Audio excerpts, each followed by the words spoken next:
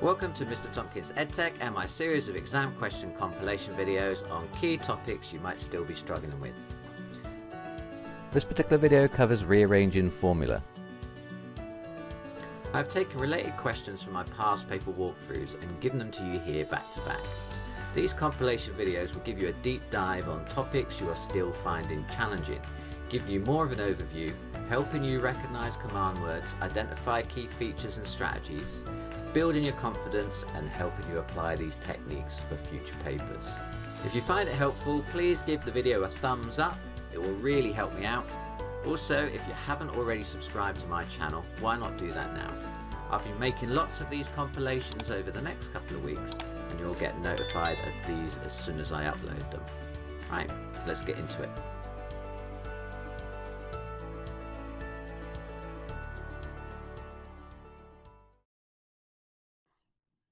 Question 1. Rearrange A equals B over C to make C the subject and circle your answer. Well, at the moment, C is down here and we have an A up here. So what we can do is we can cross multiply these. We can just basically swap them around. So our answer is going to be C is equal to B over A. Question 3. Rearrange 2x equals y over w to make w the subject. Okay, well if I've got 2x equals y over w, then I can move my w by cross multiplying it up here, and I can move the 2x back down where the w was, and I'll get w is equal to y over 2x. So which one is that? It's that one. Question 8. Rearrange y is equal to 3x minus 2 to make x the subject. Now, when we're rearranging formula, we're kind of unwinding our expression, aren't we? We're moving everything from one side over to the other side of the equal sign. Now, if you knew the value of x and you wanted to evaluate this expression, so if I knew like x was 3, for instance, I'd multiply it by 3 and I'd subtract 2. So I'd do the multiplication first, and then I'd do the subtraction, because the rules of BIDMAS tell me that. Brackets, indices, division and multiplication, and then addition and subtraction. Now, when you're rearranging formula, you kind of unwind these things, so you have to kind of work through BIDMAS backwards. So if you're ever wondering which one to move first, you go through the list in the opposite order you would do if you were evaluating the expression. So here, like I say, I've got y equals 3x minus 2. If I knew x, I'd multiply it by 3 and then I'd subtract 2. So working through backwards through that, I'm going to add 2 first to both sides. So I'm going to get y plus 2 is equal to 3x, and then I'm going to do the opposite of multiplying, which is dividing. So we divide both sides by 3. That's going to cancel with that, and it's going to leave me with x is equal to y plus 2 all over 3. Okay, which is which one? It's that one there, look. Question 9a. Rearrange v equals u plus at to make t the subject of the formula. Now, you have to think a little bit about BIDMAS when you're doing these. Now, BIDMAS says brackets, indices, division, multiplication, addition, subtraction first. So if you were working this out, you would first multiply these two together, and then you would add on the u. And then when you're changing or rearranging these, you have to kind of go in the reverse order of what you would do in BIDMAS. So however you would calculate this if it was numbers, you have to go through the list in the opposite direction. So if I was going to evaluate u plus at, if I knew what u, a and t were, I would times a and t together and then add on u. So rearranging it, I've got to move those in the opposite order. So I'm going to move the u first, and then I'm going to move the a. We use a kind of mnemonic: change sides, change signs. In other words, if I move something over the equal sign, if it's a plus on one side, it becomes a minus. If it's a times on one side, it becomes a divide. So I'm going to move this u over the equal sign. So it's going to go from plus u on the right to a minus u on the left. So I'm going to get v minus u equals at. And then the next thing I'm going to do is I'm going to cross multiply that a. So it's times on the right hand side of the equation. So once it moves over the equal sign, it becomes divide. So it's going to be v minus u over a is equal to t. So t equals v minus u over a. Okay, and that's it. Now, those of you sticking around for A-level next year might want to know that that is one of the equations of motion. Comes up a lot in your mechanics work that you're going to be doing. So one to look out for in the future. Question 9. Here are two pieces of work. For each one, describe the error in the method and give the correct answer. So, question. Rearrange y equals 3x plus 17 to make x a subject. So what is this person done? Well, they've started with the formula y equals 3x plus 17. They have shifted the 17 from there over to the other side somehow, and then they've divided through by 3. I think that is the error there, isn't it? So normally there's two ways of rearranging. Either you do something called change sides, change signs, and then what that does is, so if something's positive on one side, if you move it over to the other side, you get negative, don't you? So your y equals 3x plus 17 would become y minus 17 is equal to 3x. That's one way of thinking about it. The other way maths teachers teach it, obviously, is do the same to both sides. Do the same to both sides to keep it balanced. It's usually if you've been introduced to equations as a balanced model. So if you've got like y equals 3x plus 17, then you would take 17 away from both sides, wouldn't you? That's the way you think about it. It would cancel here and it would give you 3x is equal to 7 minus y minus 17. So it gives you the same answer. It's just a different way of thinking about it. So some people think about change sides, change sides. Some people say do the same to both sides, but otherwise it gives you the same answer, and that is what has not been done clearly in both of these cases. So he's kind of added 17 to the left hand side, which doesn't cancel out, so you're not taking away, you're not doing the same to both sides, or you've not followed the change sides, change signs rule. Either way, the error is should have subtracted 17, not added. Okay, so what is the correct answer? No, the correct answer, well, we've done the first step here, so then if we divide both sides by 3 after that, okay, that's going to leave me with y minus 17 over 3. So that's the true answer. X equals y minus 17 over 3. Okay, let's have a look at B then. Rearrange a equals 4x squared to make x a subject where x is greater than 0. Solution. A equals 4x squared, taking the root of both sides, root a equals the root of 4x squared. That tells me the root of a equals 4x, and therefore x equals root 4a over 4. Okay, well, I think I've spotted the error, and that is in here. This is the error here, when we move from here to here. Okay, this is where we went wrong, because they've square rooted x squared to get x, but they haven't square rooted the 4. If you think about it, root 4x squared, you could break into the root of 4 times the root of x squared, and the root of 4 is 2, and the root of x squared is x. So you should have got 2x there. So that's where the error went wrong. So to describe that in words, the error is did not square root properly. And so the correct answer would be, so at that point there, I should have had root a equals 2x. So dividing both sides by 2, I should have got x equals root a over 2 and not root a over 4. So x equals root a over 2. I might just say should have rooted the 4, just to make sure. I don't know how much detail they want for these. I think I always put too much down actually, but hey ho, better than too little.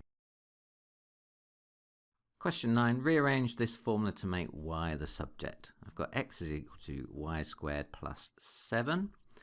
So I want to get y by itself. So want to unwind this really, and the way you do it is in the kind of opposite order to BIDMAS. So if you were trying to work out y squared plus 7, BIDMAS would say do the indices first and then do the addition. So when you're rearranging, you're kind of going through BIDMAS backwards. You're going to go through and kind of unwind it. So here, the subtraction, which would normally, the addition and subtraction that normally comes last, is the first thing I'm going to move over. So rather than add in 7, I'm going to subtract 7 from both sides. That's going to give me x minus 7 is equal to y squared. And then I'm going to deal with that square sign. What's the opposite of squaring? It's square rooting, isn't it? So square root in both sides. So if I square root that side and I square root that side, square root of y squared is simply y, and I'm going to get x minus 7 all square rooted.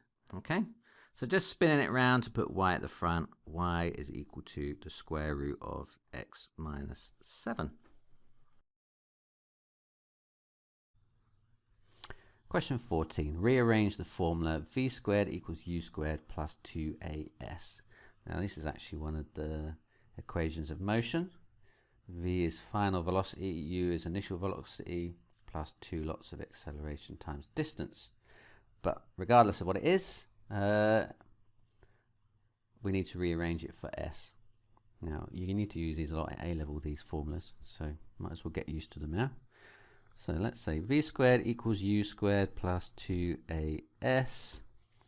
Let's move the u to the other side first. V squared minus u squared equals 2as. And then we can divide through. So we just moved that over there, didn't we? Change sides. And then we're going to cross multiply this to leave me s by itself. So v squared minus u squared over 2a. So s equals v squared minus u squared over 2a. Question 15. Rearrange a equals b over c plus 5 to make c the subject. Okay, this is quite a tricky rearrangement because the thing we want to find is on the denominator, which means we have to move it first, so it becomes on the top of the equation, you know, on the top rather than on the bottom. But we can't move it first because of this 5 on the end. That's what we're going to have to move first. So we're going to have to move the 5 over first and then kind of get the c to go from the bottom to the top and then start rearranging to make c the subject. Okay, so we've got a bit of groundwork to do before we can start making c the subject. So let us start by subtracting 5 from both sides. That's going to give me a minus 5 is equal to b over c. Okay, and then to move the c from where it is to there, look, what we're going to do is we're going to times both sides by c. Okay, so then that c will cancel with that. Remember, when I multiply through, I'm not just multiplying a, I'm multiplying a minus 5 with c. So that's going to give me c lots of a minus 5 is equal to b. Okay, then finally to get c by itself, I could just simply divide through by that bracket. Okay, so dividing both sides by that bracket is going to give me, these are going to cancel, and that's going to leave me with c is equal to b over a minus 5. Okay, it's a bit of a tricky rearrangement, that one. It always is when the thing that you're looking for is the denominator. You just have to be careful about how you move it around. Okay, so in this question we need to rearrange this equation to make x the subject. Now note that x is appearing in two separate places here. So somehow we're going to have to get these two things to join up again in order to make x the subject. Okay, so let's start with what we've got. Y equals 4 minus 3x over x minus 5. First thing I can do is cross multiply this x minus 5 to the other side of the equation, giving me y lots of x minus 5 is equal to 4 minus 3x. Okay, removing the brackets, I get xy minus 5y equals 4 minus 3x. collecting all the terms to do with x on the left and everything else on the right. I'm going to get xy plus 3x equals 4 plus 5y. Okay. Then I can factorize x out of my two terms. So x, open brackets, y plus 3 equals 4 plus 5y. And then finally cross multiplying the y plus 3 is going to give me x equals 4 plus 5y all over y plus 3, which is the answer I'm going to write in the box.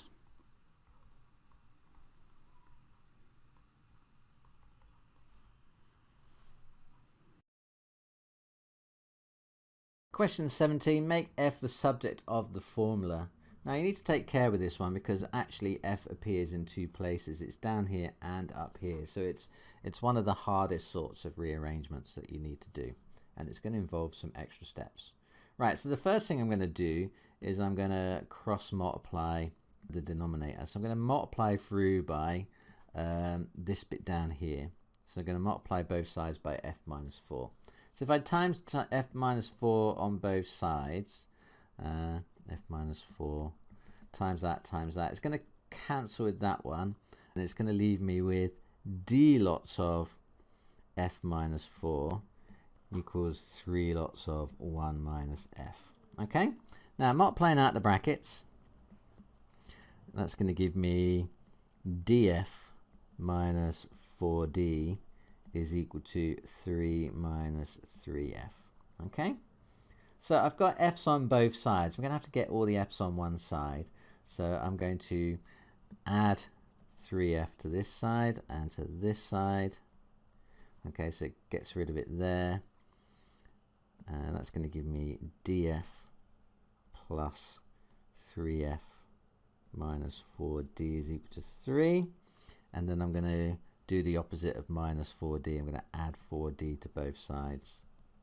Okay, so then that cancels with that. And it leaves me with df plus 3f equals 3 plus 4d. Okay, now notice I've got an f in both of these expressions. I've got an f there and an f there. That means I can factorize out the f. And that's going to give me d plus 3 in the bracket equals 3 plus 4d. And then finally, I can divide both sides by d plus 3.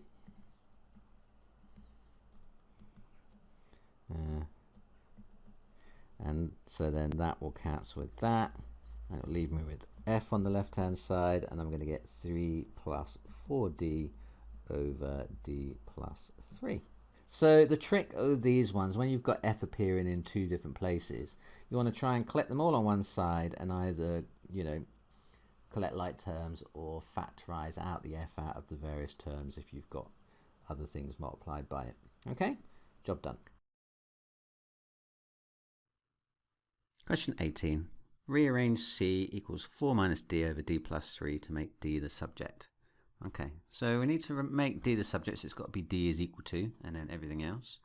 Just note that we've got two d's appearing here, so we're going to have to find a way of combining them together before we can make d the subject. So let's get started. I'm going to first off by taking the bit below the divisor and move it to the other side. So I'm going to take this bit here and I'm going to move it up here. So what I'm going to get is c lots of d plus 3 is equal to 4 minus d. Now multiplying out the bracket, I'm going to get cd plus 3c is equal to 4 minus d. Now what I want to do is collect all the terms to do with d on one side and everything else on the other. So I'm going to move that over here because that's got to do with d, and I'm going to move that to the other side. So that's going to give me cd plus d is equal to 4 minus 3c. Remembering to when I change sides, I need to change signs. Now you'll see I have got a d here and a d here. So it means I can factorize out the d's out of those two expressions. So d lots of c plus 1 is equal to 4 minus 3c. And then finally I can cross multiply that bit. So move it again over the equal sign. So I get d equals 4 minus 3c all divided by c plus 1. 18, rearrange 9m plus 4 lots of 2m minus 1 equals p squared plus pm to make m the subject. Okay, so we've got m's appearing all over the place here. Now we need to get all the m's together in order to make m the subject. So let's see if we can do that. Let's start off by multiplying out this bracket here. Okay, so 9m plus 4 lots of 2m is 8m, and 4 lots of minus 1 is minus 4, and that's equal to p squared plus pm. Okay, now we want to move everything with m in it over to one side. Well, first off, well, I've got two terms there and I've got another one there, haven't I? I can add the 9m and the 8m together. That just gives me 17m. And then if I take the pm away to the other side, it's going to be minus pm. So 17m minus pm on the left. On the right, I'm going to leave the p squared, plus I'm going to move this term over to this side. So that minus 4 changes sign, it's going to become plus 4 on that side.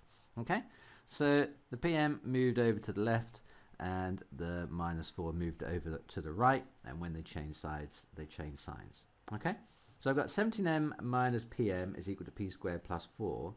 Now note I've got m here and I've got m here. I have a single m. If I want m is equal to something, I have to kind of squish these two terms together somehow. Okay, and the way I'm going to do that is I'm just going to factorize it out of these two terms. So if I write m at the front of a bracket like this, then I'm going to get 17 minus p inside the bracket there, taking the m out of those two terms and leaving what was left. The 17 and the minus p are going to go here and here, look. And then that is equal to p squared plus 4. And then all I have to do to get m, the subject now, is to divide through by that bracket then, isn't it? So then m is going to be p squared plus 4 divided by 17 minus p on the bottom like that. And that's it. That is my m. That's not a lot of work for 4 marks actually. I think that was right.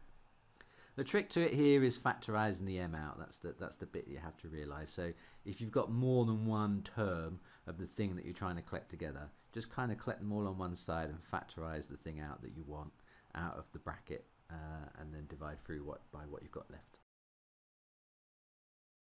Question 18. Rearrange this formula to make y the subject. Okay. Now I can see y appearing in two places here, so it's not going to be a straightforward rearrangement. It means I'm going to have to do some factorising at some point. Okay, but first off, I've got y down there at the bottom. I don't really like that. Let's cross multiply. So multiplying both sides by y and by 2 will move those things there and there. Okay, so that's going to give me 2 lots of 5y plus 2 is equal to y lots of 3t minus 7. Okay, so removing the brackets, that's 10y plus 4 equals 3ty minus 7y. Oops. Okay, so I've got 3 terms with y in and a 4. Okay, so what I'm going to do is I'm going to get everything with y in on one side. Probably the easiest thing is to move the 10y over to join the other 2 over there. Okay, that will keep things positive as well. So I'm going to leave the 4 where it is. I'm going to subtract y from both sides. So 4 equals 3ty. That's going to be minus 17y then, isn't it? Okay. Now, like I said before, because we've got y in more than one place and it's kind of got things multiplied by it, the trick now is to factorise it out of the two terms to get y by itself. So if I factorise y out of 3ty minus 17y, I'm going to get 3t minus 17 inside the bracket like that, and that's going to be equal to 4. And now all I need to do then is divide both sides by 3t minus 17, and that's going to give me y is equal to 4 over 3t minus 17, which I'm just going to flip around for my final answer. y equals 4 over 3t minus 17. Okay, 5 marks for that. That's not too bad, is it? Okay, all done. Question 20, rearrange y equals 5x plus 9 over x to make x the subject. Right, now note we want to make x a subject and x appears twice in this expression. Okay, now whenever that happens, it normally means that we're going to have to do some factorising at one point to try and get x by itself. Okay, so the technique is to get all the terms involving x on one side and everything else on the other side, and then factorise the x out and then divide through by whatever you've got in the bracket. So let's do that. So the first thing I'm going to do is multiply both sides by x.